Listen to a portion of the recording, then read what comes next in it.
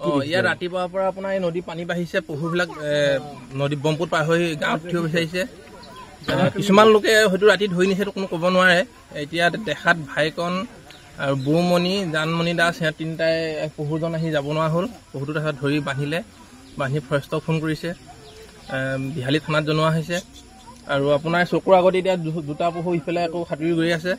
আমাৰ এই ঘাটটোত অলৰেডি আমাৰ প্ৰশাসনৰ পহৰা লাগে। তাৰপিছত বোলো চাওঁ বুলি আহিছোঁ, তাৰপৰা দেখিলোঁ বোলে ইয়াত পহু এটা সোমাই আছে। তাৰপিছত ক'ত সোমাই আছে বুলি কৈ বাঁহৰ গছত এনেকৈ সাঁতুৰি আছে। তাৰপৰা উলিয়াই দিলোঁ, গৈ জেওৰাত সোমাই গ'ল নহয় ডিঙিটো।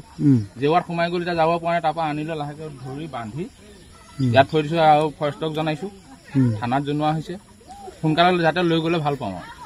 এইটো ক'ৰ পৰা ওলাইছিলে? এইটো ব্ৰহ্মপুত্ৰ চাপৰিৰ পৰা আহিছে, কাজিৰঙাৰ পৰা আহিছে। কাজিৰঙাৰ পৰা পানী হৈ গৈছে, টিকাত জেগা বিচাৰি আহিছে। এইটোতো ভাল কথা, এনেকুৱা ছিজনত আহিব লাগে, পঢ়াই চব ঘাটে ঘাটে অকণমান চেকিং কৰিব লাগে, চাব লাগে, তেতিয়াহে বস্তুবিলাক সুৰক্ষা হৈ থাকিব।